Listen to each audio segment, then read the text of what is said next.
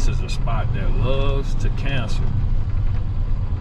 So we'll see how this goes. Usually you pull in here and it's another box truck here.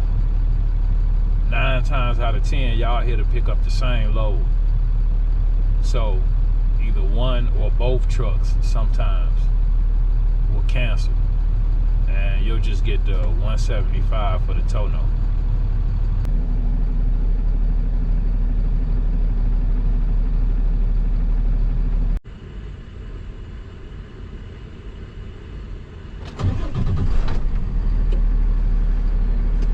So it turns out that they are going to run this load. One small issue is that they're putting me on the same dock door number 64, as the box truck that was ahead of me coming in. So I take it that I'm going to have to wait for the lady that was ahead of me to get loaded, and then from there I'll be able to load up. And this load is only going a total of 14 miles from Romeoville to Crest Hill for a total of $246, $17.37 per mile. This is what we got.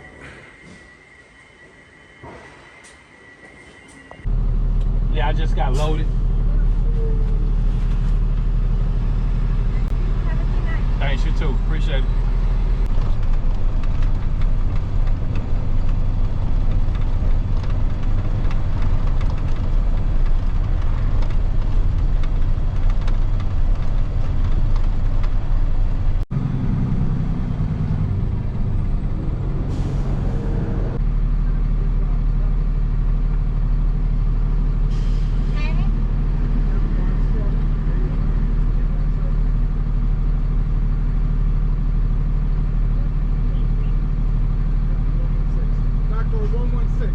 Appreciate it.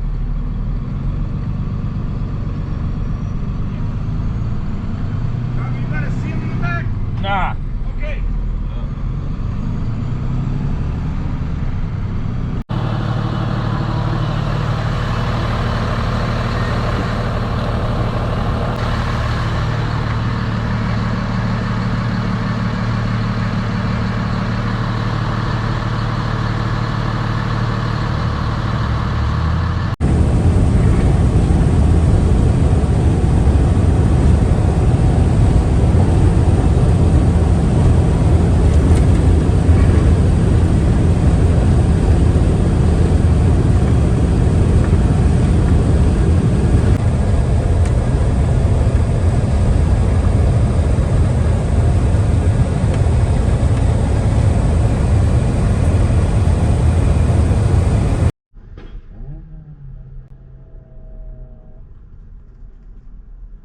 Some of these short runs turn out to be a lot longer than expected.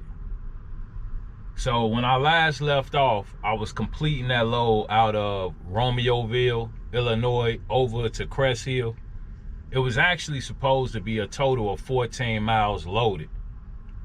Once I ran it, I realized that it was a total of 7 miles. So instead of it being $17.37 per mile, I believe is what it was calculating out to, it went to above $30 per mile. And you guys watch me drive in, check in with the app. I went in, dropped the load, checked out. It was a Hispanic gentleman that got my plate and told me that I was cleared to go. This also happened to be the same guy that a week and a half ago, I mentioned him in one of my live streams, but he was kind of riding around a lot, laying on the horn, doing a lot of different things that I would consider to be strange, but nobody seemed to notice. So he was the guy that actually checked me out of Crest Hill. I checked out. As I told you guys, I had another load coming right out of ORD 9. It was going a total of 162 miles for $486. a total of $3.02 per mile. And pretty much that was a pick and 2 drops. I went over to Rochelle, Illinois, and then came back to Melrose Park, at which time I was only 30 minutes away from another sort center. So that was a pretty good run. I started that run, and as you guys know, the Relay app now will not let you run 2 trips with 1 driver. So just the fact that I was able to start my trip out of ORD 9, the postal run, tells you that I completed the first trip that I was on out of Romeoville over to Crest Hill. Otherwise, I wouldn't have been able to start the trip out of ORD 9. So I started my trip, picked up my freight, checked out, got on the interstate and started running the postal run, and realized that I had a issue in the app. It gives you an orange notification within your trip to let you know that it was some type of time drop or other issue. I look in the app and it shows that I picked the load up out of Romeoville, Illinois, but it never shows me arriving at Crest Hill. So the trip is still in transit. And I completed it, I checked out of it once I left Crest Hill. But now the trip is back in transit. It shows no arrival time at Crest Hill and no departure time, meaning technically I didn't even drop the load. I picked it up and kept going, if you go by what the app is telling you.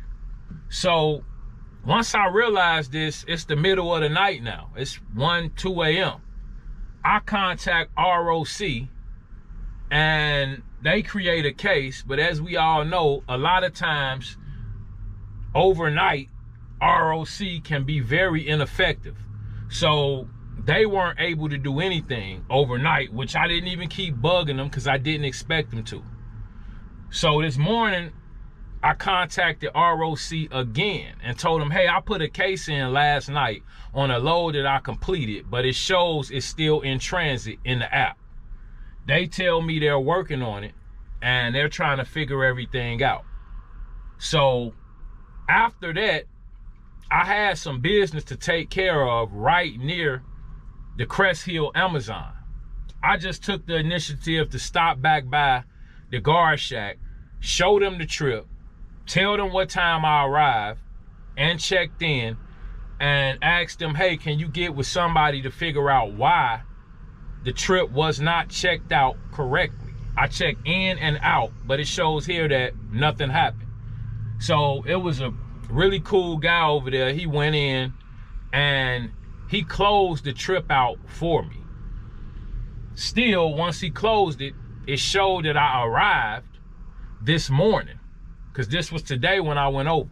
This occurred last night. So it showed that I arrived at 10:28 this morning as opposed to 8 p.m. last night. So I told him, I said, well, hey, I guess this is something that ROC will fix. And he told me, yeah, they should show my departure once I checked out. If I go in the app right now, that trip still doesn't show that I departed the Crest Hill facility, but it is finalized saying it was completed. And I believe ROC is going to get to it sometime today. I've already moved a step ahead and contacted my performance manager through email. Let him know what was going on, gave him the trip VRID or the verification ID, and I'm waiting to hear back from him as well. But you can come out here and do everything correctly. I used the app, ran the trip on time, dropped the freight, checked out. Everything looked fine, and then in the middle of the night, I realized the trip has a issue. And I'm on a whole nother trip thinking that I'm having a good day. I've made over $700 for less than 250 miles, and everything's cool. Wrong. So this is what I kind of try to explain to you guys. Sometimes you could come out with all the right intentions and things still go wrong. I'm hoping that this is cleared up by midday today or this evening, because it's Thursday. Everybody knows the performance metrics reset Sunday morning. So I don't want this trip and the timestamp issues affecting my performance score next week.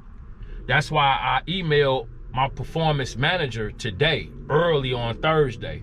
If I don't hear from him by the end of the day, then I'll re-email him first thing in the morning. I also have his personal phone number and so forth. So if I have to, then I'll text or outright call him. I try not to ever do that. I have had to contact him via phone once before in a situation similar to this, where something was going to affect my performance score and I needed it fixed before the cutoff, which was Sunday morning. So I'm waiting to hear back from him. And yeah, I'm currently looking for another load. Like I said, I'm paid out for that load. I think I made about $720 total for both runs. The first run, like I said, instead of 14 miles, it was 7 miles loaded. And then the second run was 162 miles loaded. So 169 miles loaded. And I'm sure I had probably 50 miles deadhead total. So probably for 210, 220 miles, don't quote me on this, I made about $720. So it wasn't a bad day if you disregard the issues with the drop in Crest Hill. And I don't know what's going on over there. It's been, my last few times over there, it's been a little chaos. And it seemed like it's the same individual, but that's usually the case. You have one or two problematic individuals that can mess up a whole operation. That's something to think about as well with drivers. Because I was just sitting here thinking on my way back here that I may look into getting at least one driver. I don't even want to overload myself. I used to try to hire 3 or 4 at a time. It get too crazy, too many different personality types to deal with at once. I'm not a counselor or a social worker. So I think I'm gonna just do 1 or 2 at a time and try to get one solid guy to bag me up when I need to get rest, take a break, and so forth. But yeah, that's kind of what I got going on. And like I said, these short trips can turn into long trips very quickly. I've heard of people getting short trips, show up at a particular location, and they won't let them in for 2 or 3 hours. That kind of was the case in Romeoville. Me and a young lady stood over there for 20, 30 minutes just talking because they wouldn't let us in. So we over here running our mouth, waiting to gain entry. And eventually, one of the spotters radioed somebody to let us in, which they had already been radioed as we arrived from the front guard shack. They radioed the doc and let them know it was 2 box trucks there. So I don't know what the issue was, but these type of things occur. You just got to be mentally prepared to deal with them and be proactive and do things ahead of time and not wait to the last minute. That's the best case scenario in my opinion. And I ain't gonna make this video much longer. I just kind of want to touch on this and put this out here. And yeah, from there, as usual, you guys stay safe out here, take it easy, and have a good one. Appreciate you.